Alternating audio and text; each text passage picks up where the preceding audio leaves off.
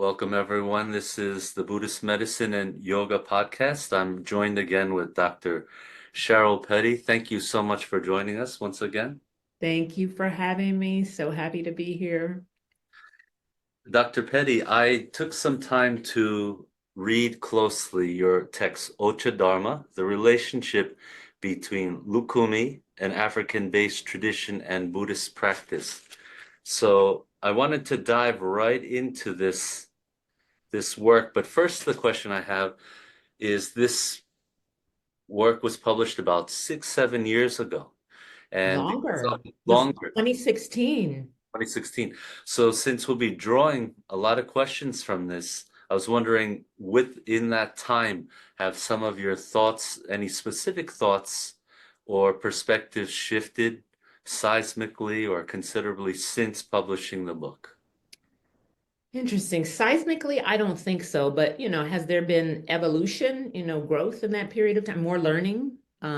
Yes, I would say so. So we'll see where and how and if those nuances come up. But yeah, you're right. It's been long enough that, how I think about things, 20 years practicing something versus 30 years. So yeah, I would say not seismically, but yes.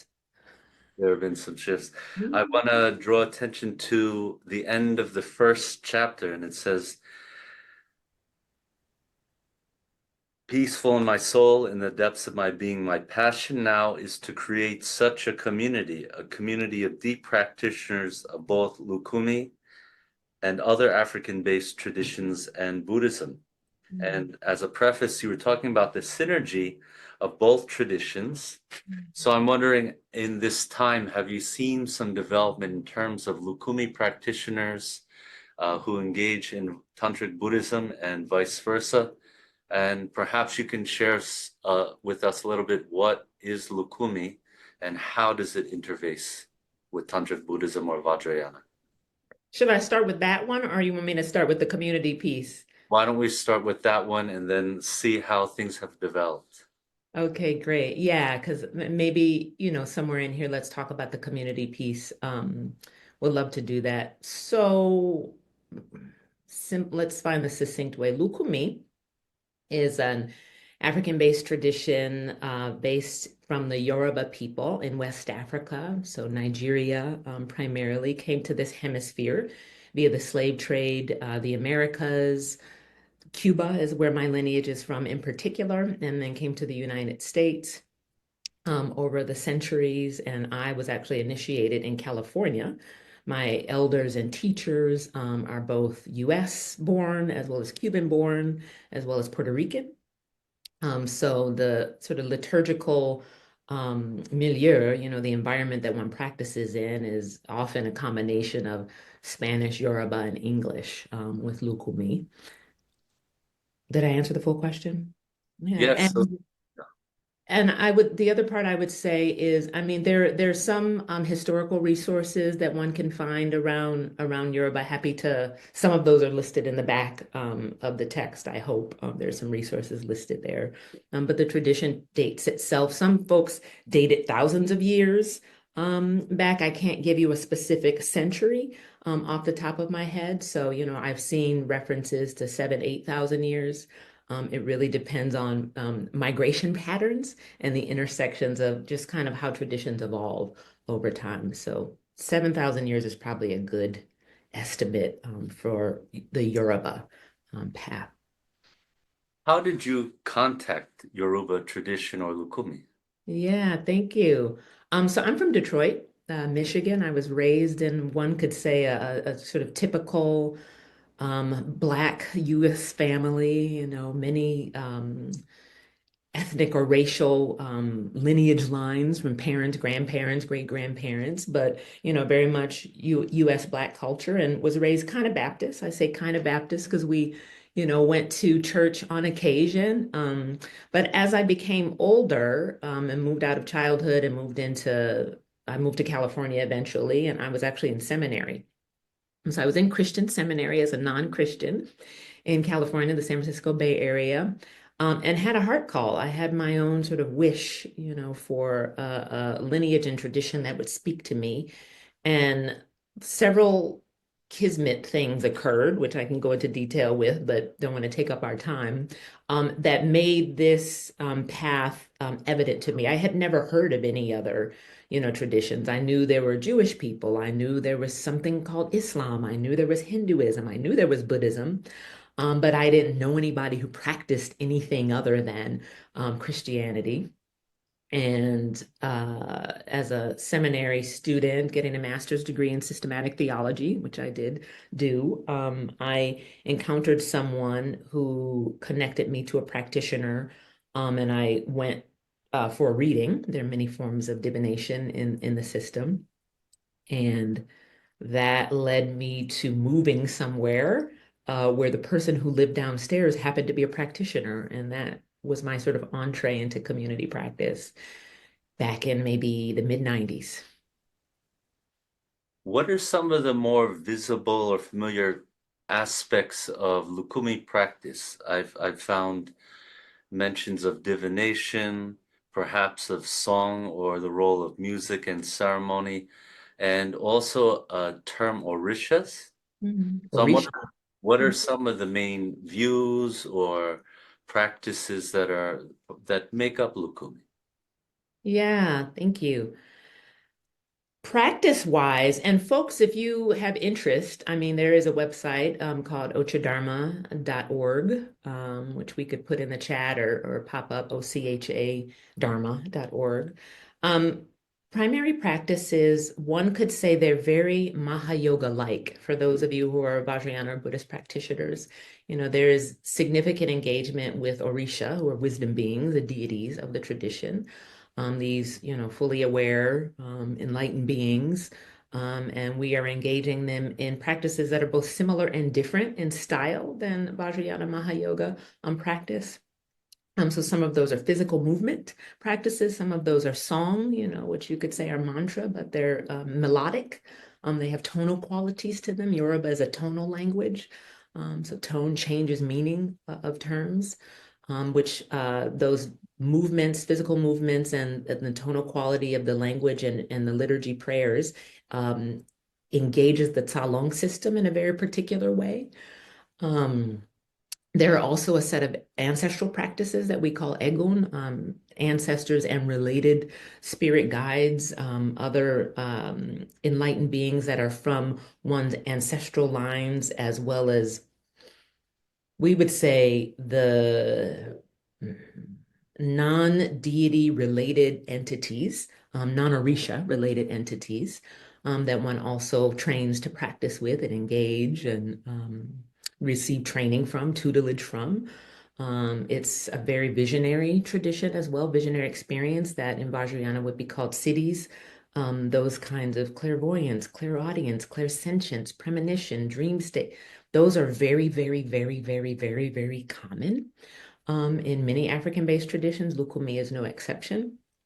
Um, and one trains and cultivates those capacities as skill sets, as skillful means in order to develop one's own capacity, be of service, live the fullness of, what is possible for this incarnation in the most beneficial ways. And what else would I say about the practice? Those are many of them. That's not an exhaustive list, but those are many common ones. So there are quiet meditative to full ecstatic practice. Vajrayana has this as well, more Shine-like to very loud when you've got drums and horns. Lucumi is similar. We have, things where you're very, calm and quiet and still, and then practices where you're in motion and there are a lot of colors and sights and sounds. And so what is the practice to remain, you know, uh, seated and clear in the midst of that? This may be a good time, James, for me to talk about some similarities and differences in Lucumi and Vajrayana, but I want to go in a direction that is helpful. There's a thought occurring to me, but I want to pause because what I've just said is a mouthful. There's one other practice domain that I would be remiss in not mentioning because it's such a significant part of practice. But let me just pause and see what you're thinking. Absolutely. It seemed like there are a lot of commonalities and intersections. and it would be great to hear you were how you were introduced to Vajrayana or what drew you. And then it seemed like a cross tradition dialogue could be there in terms of what you got out of both or what are some commonalities. So how did you get drawn to Vajrayana practice? Mhm. I want to answer that, but can I actually go back and fill in a couple blanks with the previous question? Do you mind? And then I'll go to how my Vajrayana practice began. It's really important, and I think this is a nice segue to connectors or more explicit connectors between the two lineages and traditions for us to talk about view and us to talk about yanas. And yanas is not a term that's used in Lucumi. This is, very much a Vajrayana term. And for those who don't know my own Vajrayana practice, my lineage is Nyingma primarily, though I practice Rime and Geluk and Sakya and Bun as well, systems very significantly. But my orientation toward yanas is the nine yana system, just so that you all know. So I would say Lukumi, even if we condense that down to three yanas, if we talk about Sutra, Tantra, and Dzogchen, or if we talk from a Bun perspective about shamanism, Sutra, Tantra, and Dzogchen, I would say Lukumi is organized in its outward forms as primarily a shamanic, sutric, and tantric system, and Dzogchen is more implicit. Whereas my Nyingma training was much more Dzogchen based, Tantra, Sutra, which are core, right? You can't practice Dzogchen without Tantra and Sutra. You can't practice Dzogchen without Tantra. You can't practice it without an experience of emptiness and the arising of bodhicitta. There's no such practice like that. Um, but my shamanic practice from a Buddhist perspective really came from, you could say, Chud as well as Bun. So there, there's a diagram in the book. I don't know what page it's on, where you sort of see a Venn diagram of the relationship between how I understand the view from which practice is happening. And this is important because how I practice Lukumi is not how most people practice Lukumi. I want to say this. If you Google and you're searching and you're seeing things, often people will see things that are very sensationalist and very outer view, whether it's shamanic or more outer tantra. And, with respect for how people are living and practicing, I'm in honor for that. And I was trained and reared and initiated very traditionally. My experience and the way that I practice Lukumi is very Dzogchen based, like the view of the nature of reality itself, our own inherent liberation. And so the way that practice is engaged and the function of practice is really oriented in that way. And I just want to be explicit in that, so that as folks are trying to understand and orient and translate, and if you're Googling, what I am talking about is not typically what you would find. And so, it's just important for folks, listeners, to understand that and kind of rock that a bit. That's what I've noticed most in the first part of the book. It seemed to discuss view, and sometimes we look at them as orienting frameworks. But I think everyone needs some kind of rich working of whatever influences or traditions speak to them. So there were terms you use shamanism, sutra, and tantra as a way to look at these various views and methods. How do you feel the uh, traditional context would view the term shamanism as a to characterize Lukumi practice, shamanism, sutra, and tantra? Is it would it be familiar or how much does it kind of grasp the view and practices of Lukumi? I think obviously the word shamanism is used in a lot of parts of the world, and so it doesn't have one kind of set of connotations or another. I think to most Ocha practitioners, that term, they would say, yeah, we definitely have shamanic aspects. The terms sutra and tantra would not be familiar at all to, tantra other than the, sort of public way that most people understand that word, which is very limited.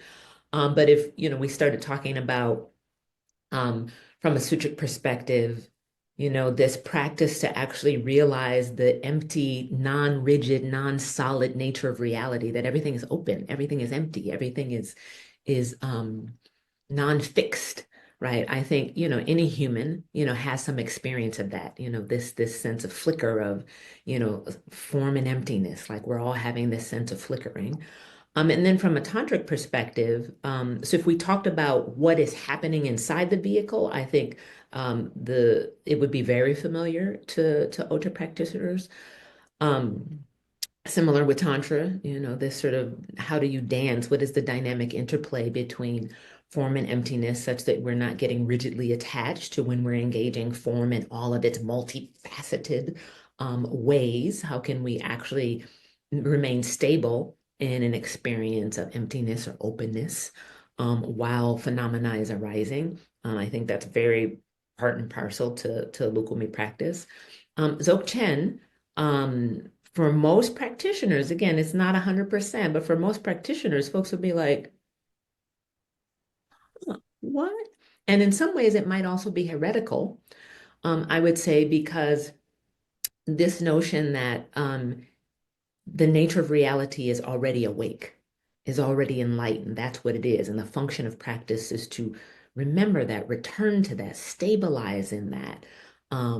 That would be potentially radical, new, but from my perspective, super necessary because, I'm a Vajrayana practitioner. Like, this is the nature of reality. This is what it is. And therein lies liberation. Like, therein lies an actual experience of liberation. And people in the communities that I maneuver in now, sacred and secular, many of the all of the secular communities and many of the sacred ones use this word liberation a lot these days, in whether you call it equity communities or social justice communities or the social change field, which is my profession. And yet, what folks mean by the word liberation is often relative. And here we're talking about the absolute, the utter, complete and total liberation, totally. And very interested in, supporting folks and beings wherever they are to access this medicine and these teachings, however they can. So I know there's a couple questions we still didn't get to that you've asked, and we could go back to those. Absolutely. Yeah. Did you want to approach one of those or okay, please. Yeah, yeah. I think I'm looking at this word because, yeah, I'll talk in a minute about how Vajrayana entered my life in a moment. But I just want to mention one other uh core part of Lucumi practice, which folks don't often talk about in Vajrayana. And I didn't learn until, I was a couple of decades into my own Vajrayana practice that this was even part of the system, is possession. It's very much very common part of practice. Now, there are certain conditions under which it occurs. There are certain training that one has to have in order to be able to, one would say, seat the energy, as in, from a yoga asana, like to seat, like literally like seated, like dantian, like seat, like that. There's particular, training and circumstances and conditions and ceremonial context under which such an occurrence typically happens, which aren't rigid boundaries, but they are typical boundaries, where one is engaging with the wisdom beings in a very explicit, dual, like meaning, I don't mean dualistic, I mean interactive, multi-directional experience. So, one should know that, and we engage that practice with both the Orisha as well as with ancestral and other enlightened beings. So, and there are protections around how one engages that practice to render it most beneficial and of help so that it's not, wild or dangerous or, all the scary things that people can get into and the concerns that folks can have around it. I wanted to say that.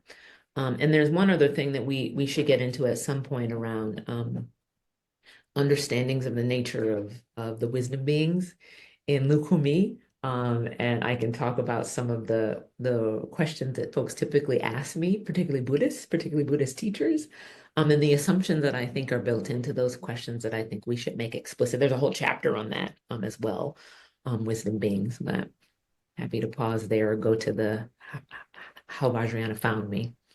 Sure. Well, perhaps we could go down this route a little bit because it gets right to this question that's in the background is how your experience with Vajrayana influences the way you practice Lucumi or understand core aspects of the religious spiritual experience. So we get right to this topic of possession. It's a big part of classical Tantra, but I'm wondering if somehow your training in Dzogchen or Vajrayana shifted the way you work with and perceive this aspect of practice. It's so we're just getting right into embodied contemplative aspects. So has Vajrayana view shifted the way you relate with Lucumi practices, traditional Lucumi practices or experiences? My Vajrayana training and as a Dzogchen practitioner has changed my entire relationship with everything, period. Full stop. I mean, every single aspect of anything, including my Lukumi practice. It is Dzogchen is the orienting construct experience of life, of my reality. And so my experience of traditional Lukumi and the methods in that is shaped, influenced, formed. All the methods within it are shaped and influenced and formed by the view of Dzogchen, like period, because that was my initial, encounter in my when I entered Vajrayana community. So maybe this is a good connector to that story. I was in the first year of my priesthood in Lucumi. And that year when one is in that first year of priesthood, one is called a Yawo. That year, Yawodom, Yawohood. That sort of year is it's very in its style and its method looks very renunciate, like what you wear and what you eat and where you can go and what you can do and what you can't do and what you're doing with your mind and what practices you engage in are very um uh I don't want to use the word protected, constrained, focused, honed, to actually allow you to sort of settle the experience of the initiation and integrate it in a really robust and comprehensive way. And so um it's very centering, it's very I'm looking for words. Cooling, soothing, cocooning, wrapping, one. There are robes, there's garb that one has to wear and engage. And so I'm doing my practice, I have my daily routine. I go to work, but then I have my daily routine that I have to, because there's not much you can do other than go to work, go to ceremonial practice with your teachers, which we call godparents, and do your practices at home, buy groceries. Your life is very kind of focused and honed on your meditative experience and practice with your primary Orisha, who your initiation was for we would say Yidam and Vajrayana.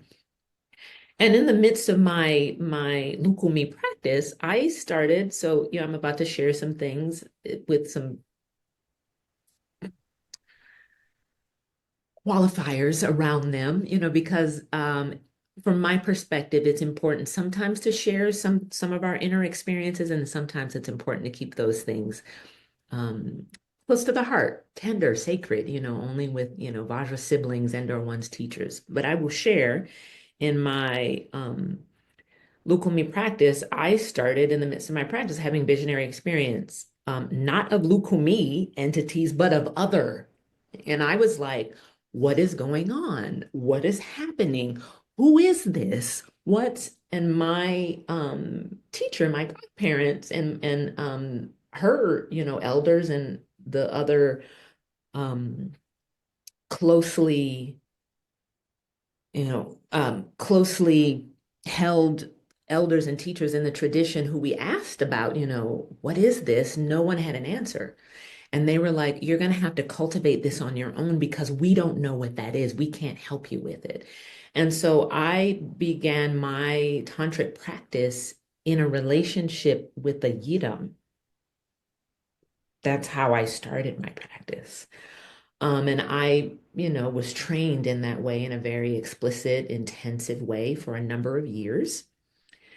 And James, we may have to edit some parts of this out. We'll see.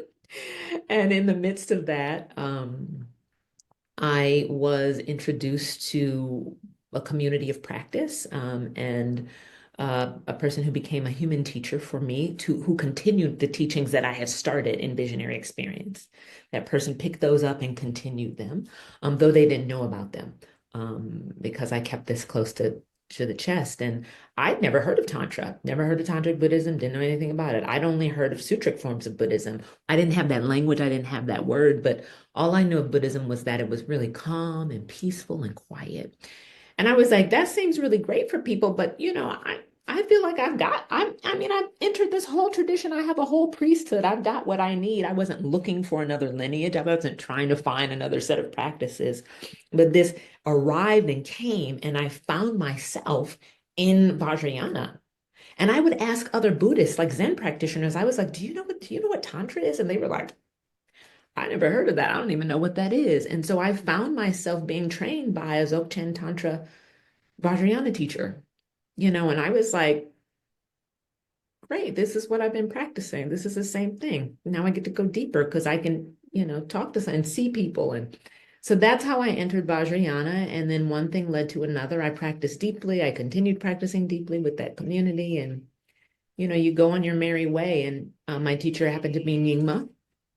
So I continued, and the rest is currently evolving history, but that was how I entered. And I hesitate, or I have some caution around sharing that tale, because you don't know how people are going to take things, are going to take information. Sometimes people can get like sort of weirded out by, you're having visionary experience or ecstatic experiences, or people can grasp or fixate on those, or they can have doubt, or they can have a sense of, ooh, that wasn't. I've had people ask me, well, if you're having visions of other entities, well, they must be worldly. Those must be worldly beings. How do you know that they're enlightened? And it just these, and while both systems have an understanding of classes of beings, right? Beings who have lots of confusion and need help. And so we have compassion for them. We have practices to help them. Beings who have some clarity, beings who are on various levels of the boomies, beings who are fully realized, protectors who are enlightened, and those who are, that both systems have all of those categories and very sophisticated ways of engaging them, discerning and dealing. What I find most challenging, one of the things that I find most challenging and troubling is I would say, skepticism, or maybe it's intimation, or sometimes it sounds like lack of receptivity or openness to the concept that other traditions other than Buddhism could actually have fully realized beings. I've actually never heard that framed, and I'm bringing it up right now just because it's in my stream of consciousness. What I usually encounter from Buddhist practitioners is more skepticism or doubt, or this sense of, worry or fear. And it was in that, when in our prep call, we talked about potentially wanting to talk about ruptures, which we can at any moment. But when I experienced ruptures in both my Vajrayana community as well as my Lucumi community, which happened almost simultaneously, what entered based on a heart call, literally, I prayed, I called to the universe, help me find a path that will understand all of these aspects of my life, from shamanism to Dzogchen, in a way that I can share more medicine with more people. And what arrived was Bun in that open, it literally dropped. So that was my experience. And I had a similar experience of finding all of these paths. They found me, and all of us who practice these systems and any others that people are practicing, there is no way to calculate or explain the incomprehensible benefit and exquisite perfection of these lineages. There is no way to describe it. It's this trove. It's like living on a diamond. It's like everything is made of diamonds and pearls and jewels, and it's exhaustless. So that's my experience. And it has not diminished, not one iota since I first encountered any of these systems. It doesn't dull. So that's what I would say about all of the systems.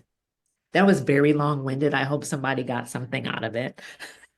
Well, there's a term that you use in the book called multilingualism. Thank you. Yeah, yeah. I'm wondering if our need for weaving together traditions, is it about becoming more fluent, and adaptive so that more of ourself comes onto the path? Is it about finding something within a tradition that contrasts or maybe missing in another? Is it about our complexity and rather than just adopting an orthodox or very traditional uh, way of practicing spirituality or even Vajrayana, how much does interdisciplinary work, making meaning, make it more authentic, more embodied? What is it about drawing from different traditions in a meaningful way? Oh, thank you for this question. I put in headphones, just there's a someone doing some construction out there, so I didn't want you all to get the background noise and it to disturb our conversation. So from my perspective, I was trained very, very orthodox as a Lucumi practitioner. I also feel like there are many aspects of my Vajrayana training which were um, uh, traditional. There's some aspects that are traditional to this time. Um, but I had teachers who were trained very traditionally in both lineages. I always sought to be an orthodox, traditional, to the letter, following everything practitioner because I don't want to mess anything up. I don't want to distort it. I don't want to dilute or distort or, introduce some other thread or strain into, the systems that might render them as less effective or potentially harmful to others. So it was always like the straight and narrow, like the way it's supposed to be done, that's how I'm going to do it. Like hardcore in ceremony at home. I was that girl. Like, and to this day, many of when I'm in retreat on my own, I'm doing my best to, my own way of my own training and the way that I've been uh, my own practice has evolved to continue to observe orthodoxy to the best of my ability. I still attempt to do that. Now, two things I'll say because I'm also, this practitioner who has these ecstatic experiences which are not foreign to either system. That is also part of my practice. I come from my Nyingma training, like this is a Mahasiddha lineage, so the things I'm talking about are not unusual from practitioners who had that style of practice, right? I have my ordination is non-monastic nakma, that kind of ability to kind of engage in a direct way. So I have liturgical practice, long sadhana, and then I have direct practice that doesn't have long, I have instantaneous practice and I also have gradual practices, right? I'm trained in that way, in from Vajrayana perspective. In Lucumi, and I'm answering your question, just giving some surround sound to it. In Lucumi, there are, Lucumi traditionally, the way I was trained, is an extremely elaborate set of practices. I have Vajrayana practice that goes everything from extremely non-elaborate, kind of non-elaborate, more elaborate, and very elaborate. I have all of those from different teachers. Lucumi practice and training is traditionally very, very elaborate. It has lots of bells and whistles, lots of things, lots of paraphernalia, lots of stuff you have to have, get, make, do, wear, use in ritual contexts. Non-elaborate forms. My own practice style in both systems runs that gamut. I have practices that are super non-elaborate Lucumi and Vajrayana, and then I have practices that are very elaborate Lucumi, and also very elaborate Vajrayana. So, I just want to say that I run that gamut. And to me, that's part of skillful means. It's an ability to understand the multifaceted nature of how effective practice can occur.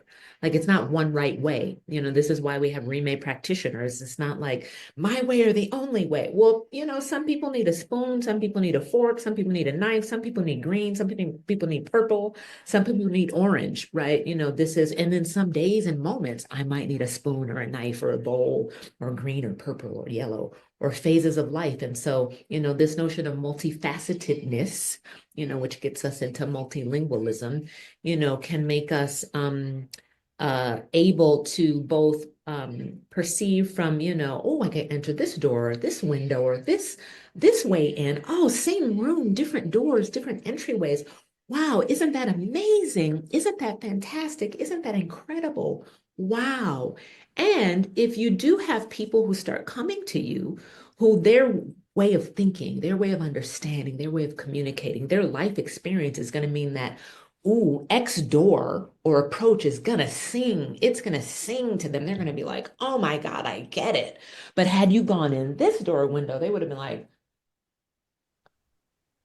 nothing's landing. Nothing's landing for me. So, not that we need to be necessarily everybody's teacher, but for those of us who are inspired, motivated, and or beckoned and or instructed, which is my experience, right? I was not trying to practice multiple traditions. That wasn't and even to this day, systems continue to arrive in my life. I practice probably 8 Buddhist lineages deeply right now, because they simply keep arriving. They keep arriving, and it seems obvious. The ways that they're arriving, it seems obvious that it's really important for me to practice them. And to me, it's about infinite skillful means. It's so that maybe I'm practicing this practice, I receive this transmission, I go into retreat with it, I'm holding it in my heart. Some being somewhere, because of their tendril with me, maybe they get a molecule of it and it leads to something that's amazing. Maybe they do or don't study or practice with me personally, but just because of tendril, they can find the trailhead to some notion of medicine that is going to be life altering for them. You never know. And so I'm like, do you know, in Christianity, they say, use me, right? And we say in Buddhism, let me be of service, let me become what is needed. Let me become whatever medicine is needed. Let me actually metamorphosize into the nectar itself that might be of greatest benefit to whoever could come into contact with, even if I don't know what's happening. So that's part of our vows. I didn't attempt to be multilingual, spiritually multilingual. It occurred. And I'm trying to be with integrity to the call, to what was given to me. The notion of this book, Ocha Dharma, I was sitting on a train trying to go to work. I was going to a meeting, sitting on a train, going to Manhattan. And literally out of the sky, this notion of book just dawned, it descended. And I was like, why would I write a book? That's also how I got to seminary. I was like, why would I go to seminary? And I couldn't, the experiences of being instructed was just, I couldn't, without contorting or actually cutting off sense fields, explicit and subtle body sense fields, I couldn't ignore, what was really obvious. And, to me, it's being responsive, it's being responsive. That's part of, you know, um, it's part of Tukta Rekta, this sort of, compassionate dynamic engagement with reality as it's arising. We vow to be present for what happens and to, try to stay in our vows every single minute, right? Am I open and kind? Am I open and kind? Am I open and kind? Am I committed to trying to do that even when I'm confused? My teacher, Dr. Rinpoche, this is what he says,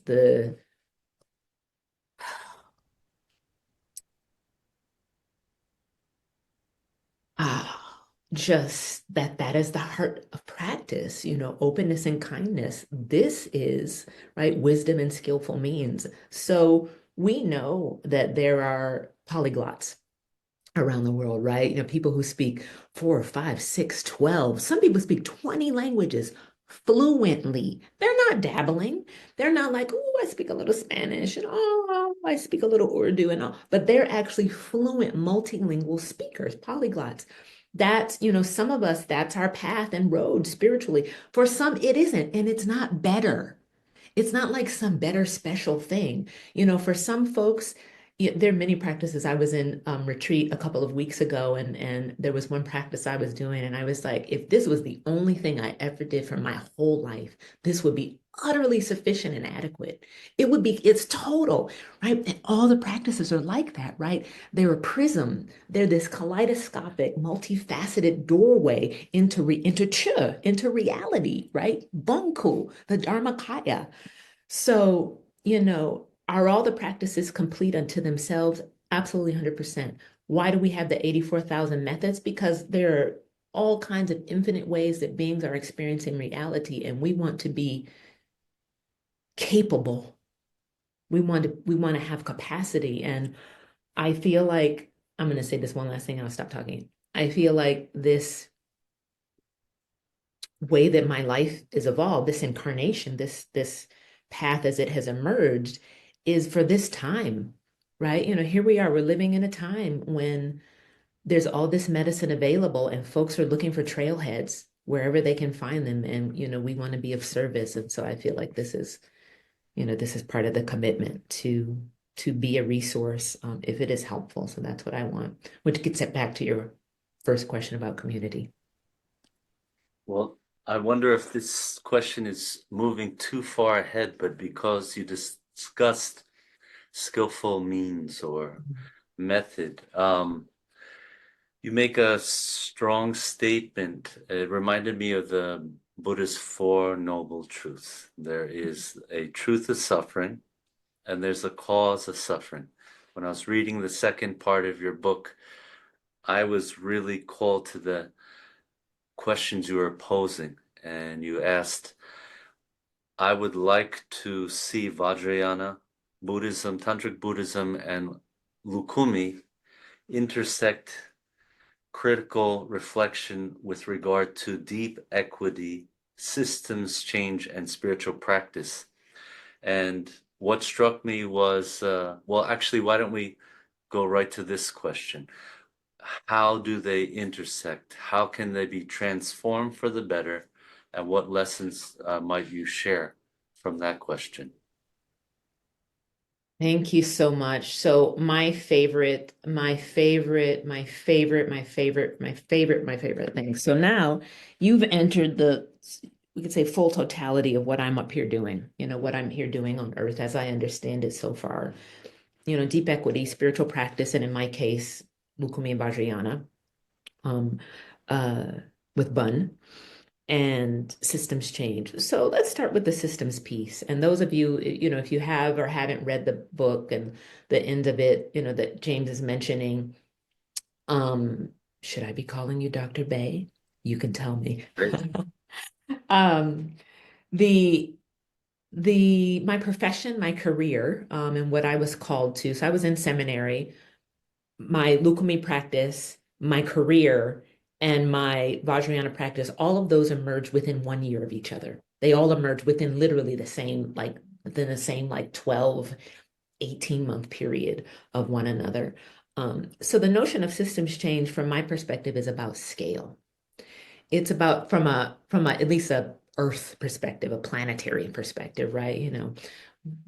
How can we benefit and reach more and more and more systems, whether you call them political systems, educational systems, healthcare systems, economic systems, global systems, um, you know, all of these systems within which human beings are having experiences, right? We're accessing food, people are rearing their children, we're trying to access, medical systems for our health and well-being. All of these systems can be approached in a way that helps individuals and communities to thrive, or they can be approached in ways that privilege some and harm others.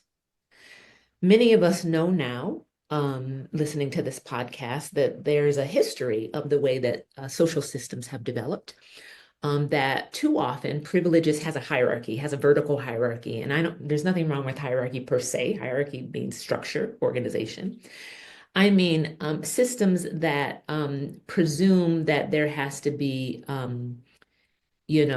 privilege of some and suffering of others, right? That there's no healthy comprehensive way to organize our social and environmental systems such that we all collectively can thrive and be healthy and free and nourished and safe and, supported and able to use our wisdom and our gifts to share those things with others. That is a limitation of view. That is a limitation of understanding of how social systems can be constructed. So I find myself in a career, in a profession, where what we do is try to erect social systems that actually can, to the greatest degree possible, benefit the many, benefit the all, people, beings, and the environment. Like, so this is systems change the way that I think about it, and taking into account things like, the particularity of location and geography and history and identity, because what's needed in, Detroit may be a little bit different than what's needed in Sri Lanka, which may be a little bit different than what's needed in Bogota, which may be a little bit different than what's needed in Killarney, Ireland, like we have to attend to specificity, right? And also address the universal. So, we can't just be like, yes, all humans should be free and thrive. Yes. And we need to get very particular and specific so that we're attending to particular needs based on context, history, geography, and the karmic residue that has emerged in particular places with particular people in particular locations, right? So this is systems change and intersected with deep equity. Some people use the term social justice. People nowadays, as I mentioned, are using the term in a secular way, liberation, particularly in social justice communities. I prefer the term deep equity. I coined that term some years ago, I think probably in the same year the book was written, interestingly, to refer to approaches that have at their heart bodhicitta, because there are approaches to equity that can be us versus them, that can feel very much insular, like, oh, my people, I want to defend and protect my people and us. And I get that. I totally get that. Like, folks are hurting. It's been a long time. It's extremely excruciating. It's painful and it's egregious. It's horrific. It's awful.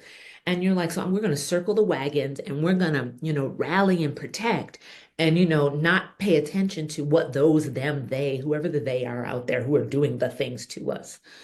I get that, I get that style and way of being in practice, but from a Buddhist perspective, right, we are dharmic practitioners, and so our bodhicitta, we it needs to shine like the sun and moon on everything and everybody equally. And as I've been saying to many of my clients lately, I'm like, if we're not, I don't often use the word pray, but sometimes if we don't have a good intention or a good heart toward, we could say pray toward, pray for, or keep in our practice those who are causing the greatest harm, then their knots and contortions and tangles may not be liberated, may not be freed, may remain knotted and contorted and tangled, right? And so the harm that they're causing inadvertently or deliberately, at a deep level, right? At a deep level, everybody is free. We're just in different stages of confusion or different degrees of confusion. So if we're not keeping in our heart this notion of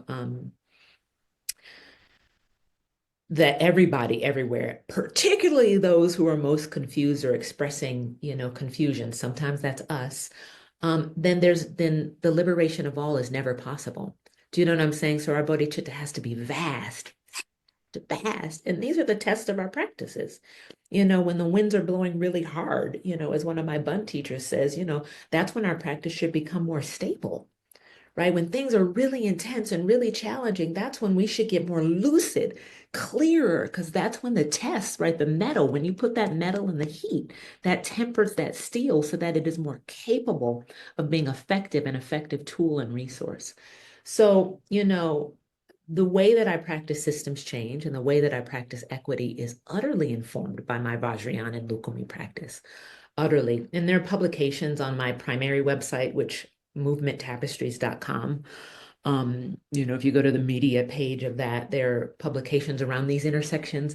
What's the relationship between deep equity and spiritual practice and systems change? Like there's things, you can see literature on that, around that if folks want to, want to learn more about it and method. And these days, I've come to understand how I work with organizational systems, because that's what I'm usually working with, organizational systems or connections of organizations, not just individuals within them.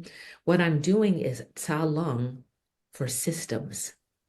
Like this is a system, people are a system, there's macro systems. I'm doing that not just in the Cheryl way and not just with individuals, but also with aggregates, um, right? Because we want the loan to flow easily, smoothly. We want things to be able, we don't want these kinds of not unless you're in a deliberate bind because you know how to use a practice like that. Think about how mandalas arise then.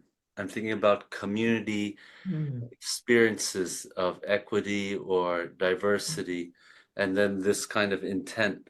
So when we look at structural or systemic oppression, mm, uh, inequities, racial disparities, if this is a particular type of cause of suffering, are creative ways of practicing and different expressions of community a form of medicine that is a response, a compassionate response? How we show up, we make community, we co-create spaces, something along these lines, how compassion is figured in the new ways that we approach practice. I just love this so much. I do. Compassionate response, right? Compassionate response. This is one of the manifestations of reality, right? Right? We know that in Tibetan, that's how it is often translated in that way. So this is really, really skillful and important. So I'm glad we're touching on this in particular. So let me try to be succinct and precise. Um, Systemic oppression, ways of paying attention to things like identities, and not ignoring them, just focusing on the universal. Part of our bodhicitta vow is to attend to not only the universal, but also the particular, as I was saying. So we want to be paying attention to things like gender, class, skin tone, language, dialect, accent, history. We can aggregate some of those identities together and call them a construct like race, geography, patterns of colonization, and what has happened. And we attend to those things because the fallout or the impact of them is identifiable. We can notice, oh, wow, why is it so difficult for some communities to have a grocery store that's anywhere nearby that even has healthy food? Why is it difficult for some communities to even have healthcare, just basic, ordinary water?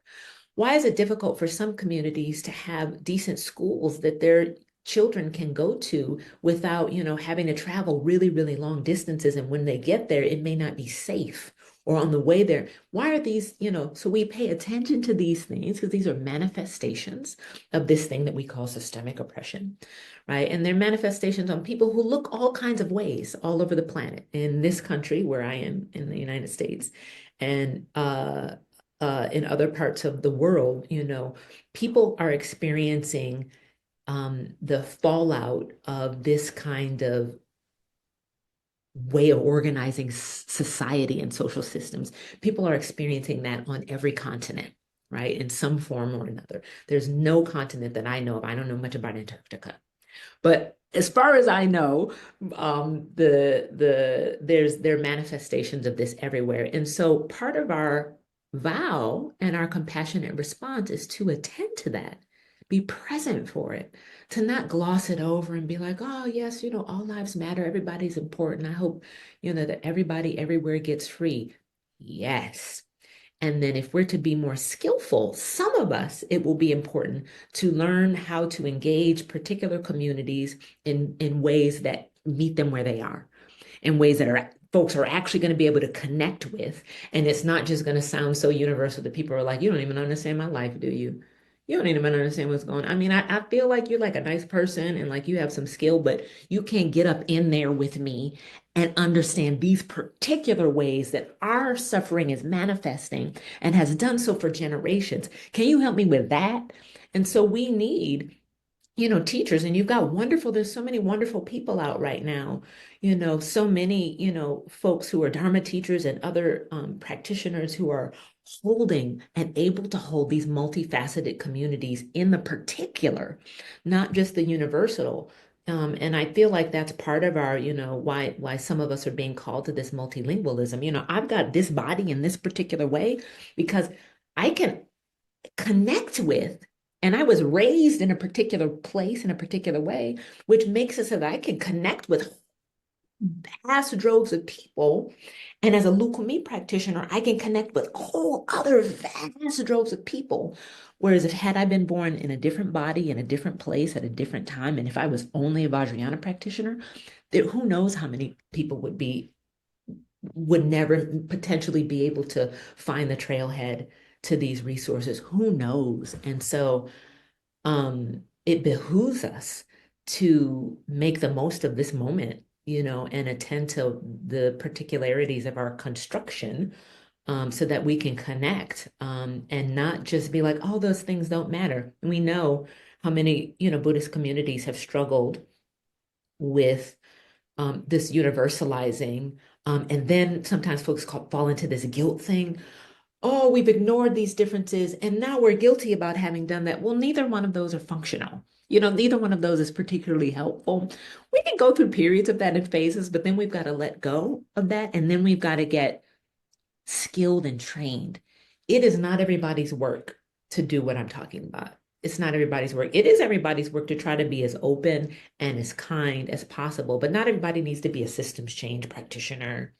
Do you know what I'm saying? Like, not everybody's going to be like a deep equity practice. Like those things aren't necessary. Like, everybody doesn't need to play tuba. But if we're going to have a full orchestra, somebody should probably play the tuba. And you might want there to be a few people. Do you see what I'm saying? Like, it's just, just stay present to what is before us and do our very best and hold close, to the heart essence of the teachings.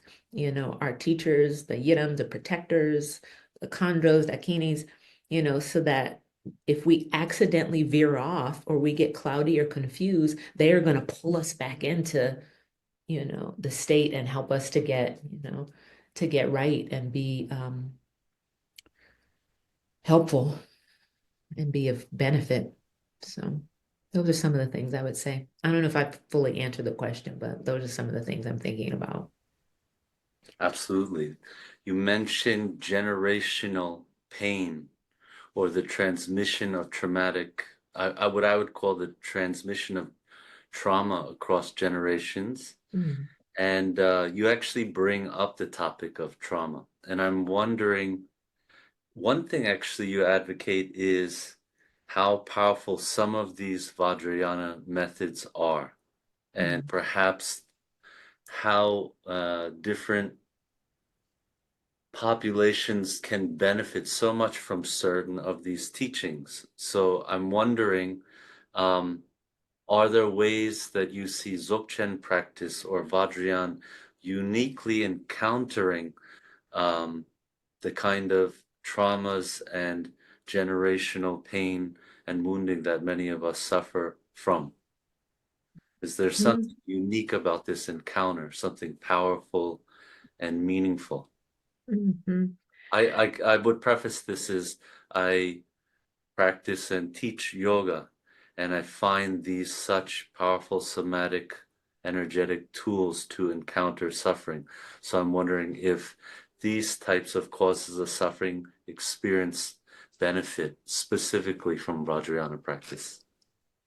Yeah, and I'll talk about both. I mean, I'll mention both, from a Vajrayana and Lucumi perspective. And I want to, unpack this word trauma a bit and just want to ask, so we're good, on time. We're continuing to go on and folks, so if you're tired, push pause and come back later. We're going to keep going. We're good. We're Shall good. I? All right. I've got energy. Um, trauma. I actually really don't like the word use of that word. I use the word because, and I used the word when this book was written. But this book was written, that word trauma has become very sexy.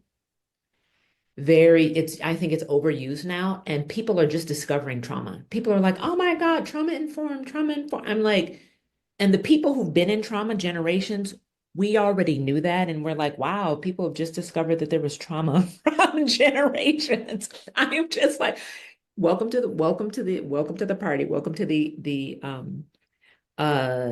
experience that many people have been having, familial, community, geographically, that the notion of trauma is not new to many people on the planet, which is what I'm trying to say, even though the term trauma and trauma informed has become more sexy and used, I would say within the last 5-ish years or so. So I just want to name that. And that's why I have a challenge with the word because it's like being used like a eureka. It's being used like a this new novel discovery. And to me, any good deep equity practitioner is practicing in a trauma-informed way because that's what depth is. That's what depth means, right? There are systems change practitioners who don't understand deep equity. And so we're not able to approach building systems in these, equity informed ways. So I just want to, so these are qualifiers. This is, you could say they're pillars, right? There's deep equity, there's the systems, there's the spiritual practice, grounded by wisdom and skillful means, or wisdom and compassion, right? So you have the combination of those allows us to be more capable. Yeah, more capable. And I want to correlate those. I'm going to get back to your question about application of practice in a moment. But, there are approaches in Vajrayana where people talk about, wisdom, compassion, and power, right? People talk about Manjushri and Avalokiteshvara or Chinrezig and Vajrapani, right? And I really think, I mean, it's just the correlation is just happening right now as I'm looking at my notes, but this notion of we need all of those things to be as capable as possible, right? We want to be wise and kind and have skill to engage the variety of ways that phenomena can manifest, the variety of ways that beings and humans and minds and view and experience can manifest. So we need some robust and well-rounded training, which can expand our capacity, repertoire, you could say. So maybe that's a backdrop to getting into this. What I would say is this notion of, I'm looking for the succinct way. It's not just the oppressed communities that are in states of trauma. I mean, so hopefully we all know that, but I'm just going to say it really clearly. So yes, there are material constraints and fallout. I mean, food, water, shelter, all of these things I've talked about, healthcare, educate, all of these things that really matter for nourishing lives. But there are folks who have lots of material means who are in states of trauma and contortion, right? So the remedies for each of those can have similarity and difference. I think it's really important for folks to understand that because otherwise it's like, oh, we don't want to be condescending or patronizing or what's the word I want, get like a charity mindset. Oh, those poor traumatized people who've been in such a bad way for all those generations. How can we help them? And ignoring, we don't have any, practice of looking into the mirror at our own condition and at our own training if we happen to find ourselves with identities or life experiences or generational experiences that are much more materially comfortable or materially supported. Do you see what I'm saying? I'm not saying that the type of suffering or the trauma is the same. I'm saying we need to attend to them based on their particular manifestations, right? So to get to your notion of, subtle body practices or somatic practices. So these contortions and knots, unless we're in the natural state, the natural condition, we've all got some contortions and knots. Karmic traces are playing out and they're being built. They're playing out and they're being created. They're the accumulated ones are manifesting and we're making more of them. And so we're from a Dzogchen perspective, practicing to release, to allow those to naturally detangle themselves. They're naturally just releasing. And then from a tantric perspective, we're doing things to try to transform and untangle them or introduce the notion of flow, like you all who needle, right? You're trying to get that chi, you're trying to get things to like, oh, hey, remember, you remember the path, you remember how this flows when it's healthy, right? And so we're doing our movements, we're doing all these practices, and at the most subtle level, we're bringing the mind's attention to that, just that presence, just that attentiveness is itself the medicine that untangles, is itself that which reintroduces the free state, right? But unless we have that kind of method, we can use tantric method, right? So yes, please Neijang, and please Lujang, and please Tumo, and please, all of these, subtle body methods, all the Talong methods, in the systems. If folks are drawn to that, for sure, move it around, because it's also nice when we're not intellectualizing. Like mind practices are, and I mean brain, mind SEM practices are great, when we think about and we read about and we reflect on, and that again can be extremely powerful, especially when that's a doorway into actually entering Rigpa, right? Especially when, but for others, it's going to be somatic. It's going to be, we're going to move something, or we're going to twirl, or we're going to retain, or we're going to boom chan, or we're going to do something that will have its effect, and we didn't have to think about it or read about it or reflect on it, but the impact of it may be a perfect and amazing method for folks. In Lucumi, the Orisha dances, which I'm going to start training folks in actually this next year, because Lucumi practices what we're doing. So I'm going to speak about Lucumi from a Vajrayana perspective. When we're doing Orisha dances, Orisha are the wisdom beings, you could call them Yirams of Lucumi. Um, when you're doing those dances, we're actually massaging the Tsalong system. Um, and at the time that you're doing dances, you're listening to and or chanting mantra songs at the same time. So that vibrational quality is also working on the subtle body system simultaneously. And you're doing practices that actually synchronize, you could say harmonize you. You could say you're practicing the yidam. When you're doing their dance, you are practicing the yidam.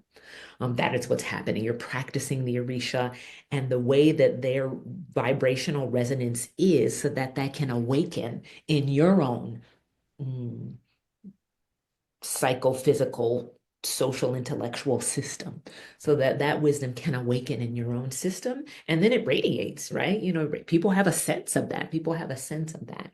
So I have found that they work similarly. There are some caveats to that we could get into, if we keep going, which I'd be happy to get into in this set of offerings that's going to be happening next year, which we can talk more about uh, later. Well, as a springboard, I wonder when I was asking about some of these aspects of these traditions touching our suffering in practical ways. And I was Mhm. thinking when you mentioned dance and movement-based disciplines, I've been bringing in theories of performance, Mhm. ritual theory, but Mhm. especially dance movement therapy for their creative, expressive Mhm. side. So I'm wondering when I'm thinking about music and dance and Lucumi, and I'm definitely thinking that way about Salung, its greater connotations of tantric movement practice. Um, how do we touch that pain of systemic oppression or moral outrage or grief? This Mhm. is why I brought up trauma, because Mhm. when I think about these subtle body practices, they have been powerful in their Mhm. healing capacity, their unique healing capacities. Mhm. So my question is Mhm. just digging deeper about Mhm. Lukumi practices, embodied practices. How Mhm. might they be Mhm. touching this suffering in unique ways, or Mhm. Vajrayana? Thank you. Yeah, I mean, I would say two things. Let's start on the Vajrayana side, and this is, according to my experience, and you may have different ones, and other folks listening may have different ones from your own subtle body practices. But so systemic oppression and moral outrage and grief and all of these things, kleshas, all of these, these things that become like clumps. Do you know what I'm saying? Like they become like these blockages, these like aggregations of things that we then huddle around like a fire. We start orienting as a reference point. Do you know what I'm saying? Like we start orienting around our experiences that we've had, and we're like, and these become, we start narrating an identity story of this is the way things are, this is the way I am, and this is the way people are, and this is the way it's always been, this is the way it's always going to be. And we start narrating and reifying things, right? As if they're solid and permanent and fixed. And that's not real. That's actually not true.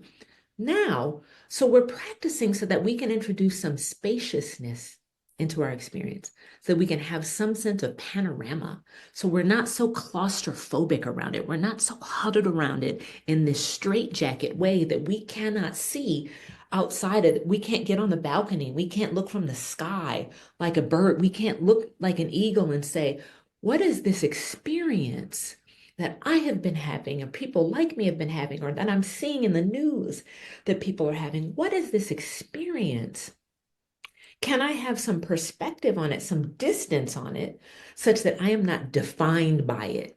It is not actually the definition of how I understand myself or other people or reality. We're practicing so we can get some sense of spaciousness, some sense of that we can introduce some gap in that narrated story. Some of that is subliminal storyline, and some of it is actual conscious storying, right? We're telling, we're reading, we're looking at our news feed.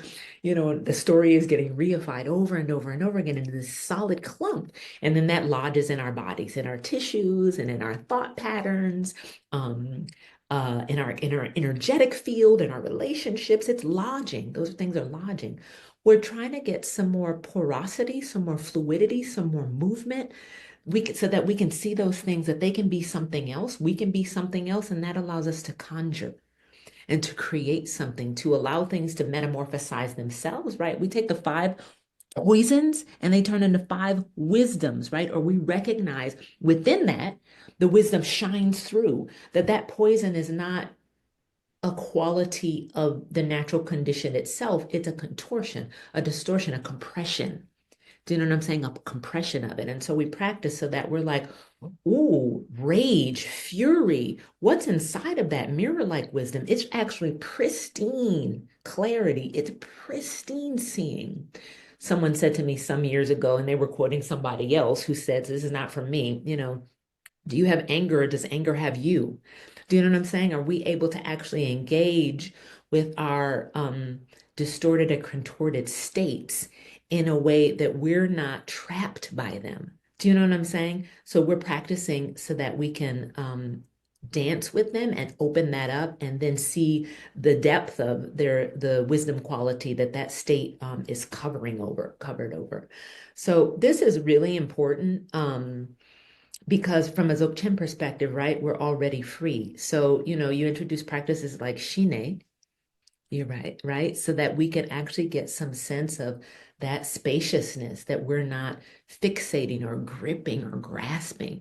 Because that things are arising, that crazy shit is happening, that you know, harm is happening, that folks are experiencing really difficult, challenging things, that we sometimes and folks in positions of power and influence and resource are sometimes doing crazy stuff. Sometimes we know we're doing that. Sometimes we don't. Sometimes we're the oppressors. Sometimes we're the oppressed. Those things are arising, but we don't have to be like, this is the rigid nature of things.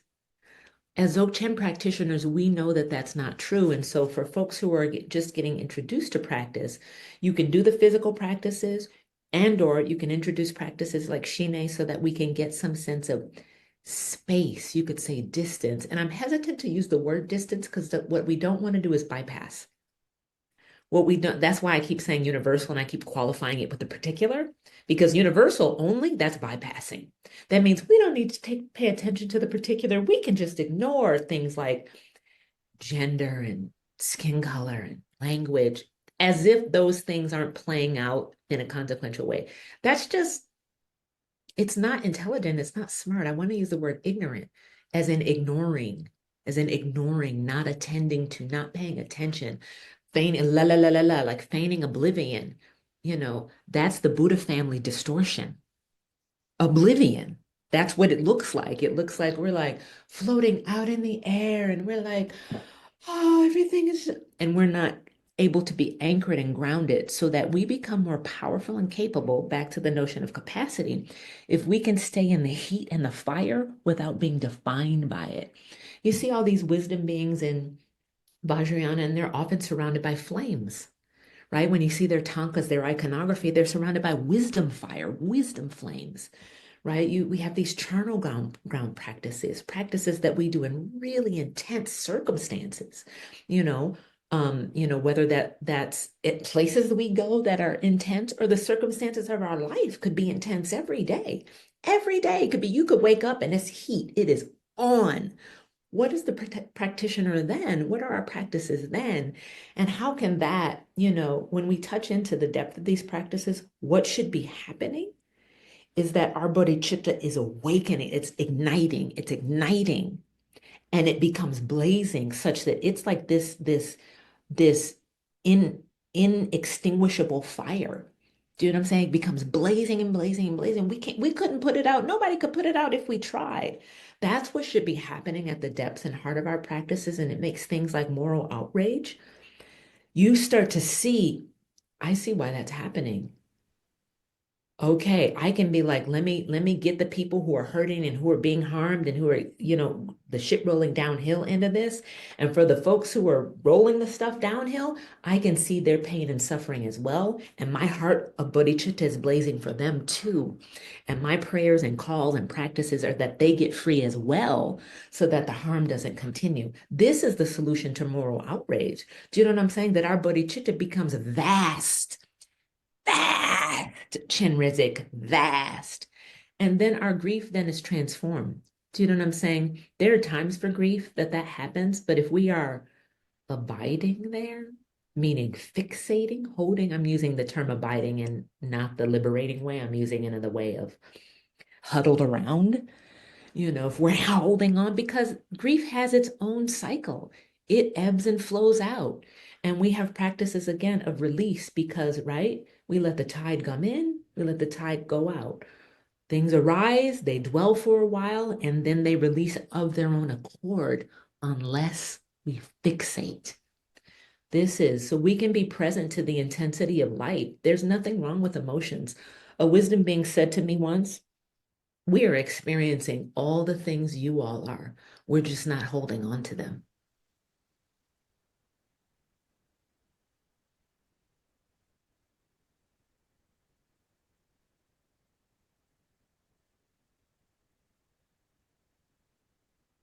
So among all of these threads that we started to pick up before my last question, returning to community, were there any further points you wanted to address? Thank you. I feel like let's go to community. I mean, if people want to know about, ruptures, if that's useful, maybe I'll just say one line on it and then go to community because I do think that they're connected.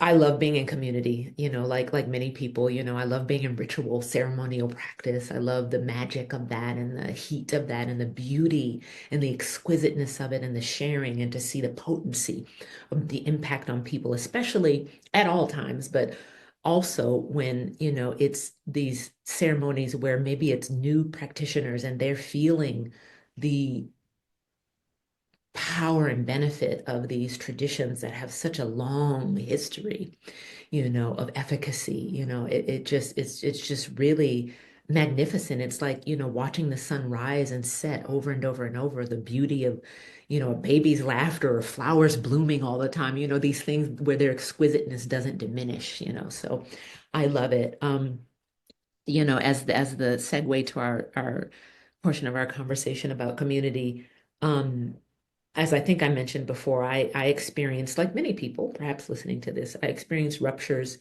in both my Vajrayana, my original Vajrayana community, and my Lucumi community within the same year, within the same period of time. I would say they were all brewing for a number of years, and the nature of those ruptures were, I would say, uh, we could say political in nature. When we are both traditions, as again, as many people know, both traditions have the history of, teachers and elders who are fantastic, incredible, amazing gifts to the community who've been offering their, heart blood for decades, and who may at times have confusion. And out of that confusion may be causing inadvertent harm. And, heaven forbid, purposeful harm, right? I had that experience, in both communities where I was both benefiting from the magic and the medicinal elixir of community and of my teachers and of my elders and mentors, and, had to dig knives out of my back, where it was like, because my ways of practicing became heretical in both systems. What I was doing, this notion of the shamanism to Dzogchen, and, the way that I was practicing and what I was asking, and my multilingualism in Vajrayana was not well understood or held. And my Dzogchen perspective in Lucumi was, folks were like, Psh, WTF. And so while my experience with the wisdom beings and the sadhanas and the practices of each system were, to me, pristine and clear, and just really like the water was flowing, the rivers of teachings and the stream, of lineage was flowing, my experience with humans was fraught. So it took some time for me to get to the point, which is now, where I feel that I am in community again, able to be in community and able to build, community. So my Vajrayana and Lucumi practice, they have their own integrity, and then they have places where they touch one another. So what viewers should be clear about is it's not like I'm like mixing and making some brand, there are, like, when I train people in Lucumi, and then I train people in Dharma. And then there are places where they dance together, where they have similarities and they have things that they do that are similar. I talk about what that intersection looks like, or that line. But there are places where they are unique, because they're places where this is very Lucumi, and that's not how it's done in Vajrayana, and vice versa. There's things that are done in Vajrayana that's not, and it would introduce confusion. And the book talks about that in terms of not, even the relationship of, making sure to not, yeah, there are wisdom beings and yidams that are very similar to one another, orishas that are very, and some that I actually think are identical. The iconography is too similar, where I'm like, these travel geographically. There was some migration that happened that made it so that this entity introduced itself into West Africa or into India and Tibet. And then there are some where it's like those are different, but they have a similar vibrational quality or work or way of um, their particular way of wisdom manifesting is super similar. So nowadays I have personal students that I work with. Next year, as I mentioned, while there are ways that people can access training with me on the website right now, the Ocha Dharma website, if there's a practice community and folks are like, we would like you to come and teach on sound, or we would like you to come and teach on movement practices, or we would like you to come and teach on wisdom beings and engaging emotions and the elements, because both systems have ways of doing that. Or we would like you to come and teach on the foundational practices of the system. So if people have communities that they, want me to come and support and train in, happy to do that. And then there will be a set of additional offerings that folks will be able to access, starting in not the very beginning of next year, but as we move into next year. So, stay tuned for that. I'm excited about it. And, now that I have a sort of close knit of the highly enthusiastic students who are helping to build the architecture for how more folks can have access, because my career, my organizational work, has taken a lot of energy and time, and I love my work. And, but to build this kind of architecture, even though folks have asked for it for some time, I haven't sort of been able to devote or give myself to creating venues and forums for people to be able to engage and come together and cultivate on a regular basis, even though that's been requested repeatedly. So that's what I was saying. I'm not sure if I answered your full question. And then one concluding question about when traditions interact. how do we know how to adapt the forms in ways Mhm. that still the authenticity is there and Mhm. intact, while Mhm. keeping the essence? Yeah, how do we keep the essence but make sure that the complexity of the human condition is engaged, encountered, addressed? Thank you. And there's two, I'm going to parse this because there are two things I feel I'm hearing you say. From my perspective, uh, the depth of practice already engages the complexity of human form and condition.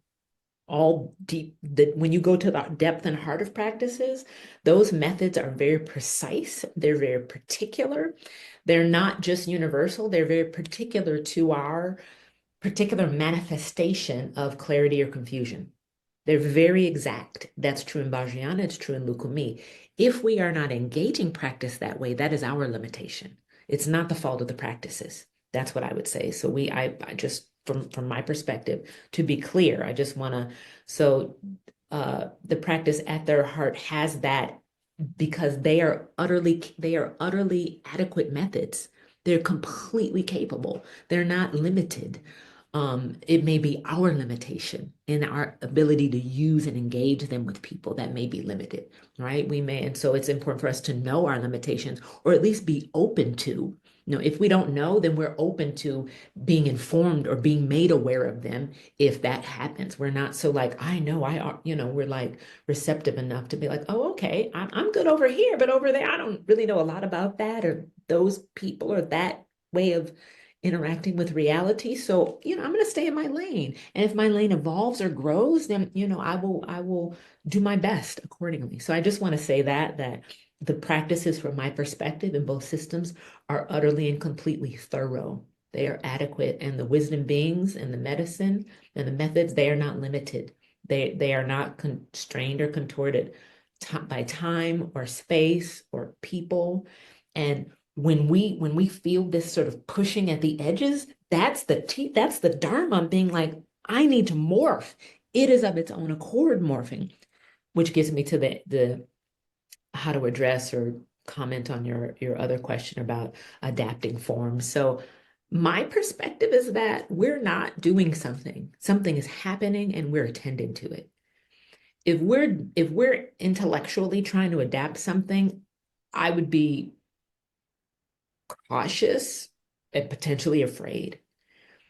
If there is a form, a metamorphosis that is occurring of its own accord, and we are attending to that, because the teachings will teach you what's needed. They'll teach you what they want. Do you know what I'm saying? Like they're living, they're alive. They're alive. They're living. It's a living stream. They're living lineages. They really are. They're alive and they're breathing. Both systems also have protectors. We don't say use the word protectors in Lucumi, but there's a way of, the systems are self-protective, right? We've got in Vajrayana, we have, Ekajati, we have these, intense protectors who will make it very clear, particularly if we have those vows, which we do. If we're at the place in practice where some evolution is occurring, then we've got to have vows that hold us in a container of non-distortion because they'll hold you in this so that if we accidentally we're veering off, you'll get slapped back in. I mean, there and if those of you who deal with medicines or energies, entities like this, it's unmistakable when we're veering off and that distortion is occurring. And again, we have to keep bringing ourselves back to our vows, openness and kindness. And we could say, do no harm, do our best, do no harm. And we say all of those purifications, right? We're doing all our Heruka, Vajrasattva purifications. Please, whatever I have messed up or mistaken or gotten distorted because I didn't know any better, please let it be rendered benign at the least and at most, please let there be the greatest benefit. Whatever I haven't done right, can you make it absolutely what this being in this time, in this moment, in this teaching, in this mandala, and this sangha needed, or this student, so that because I'm just doing my best, that has to be our commitment and being open to being corrected wherever that correction may have come from. Because, we say in Lucumi, don't make shit up. We don't say shit. Don't make things up. Don't invent. They say don't invent. I didn't sit down here and be like, I'm gonna start Ocha Dharma. I think I'm gonna start a lineage. That was not what occurred, but something is happening and I am doing my best to attend to the moment. And, you give yourself to the lineages, and I've given myself utterly, completely. And the vow is irrevocable. I don't ever want to let it go. Whatever I can do, that's what I want to be of help.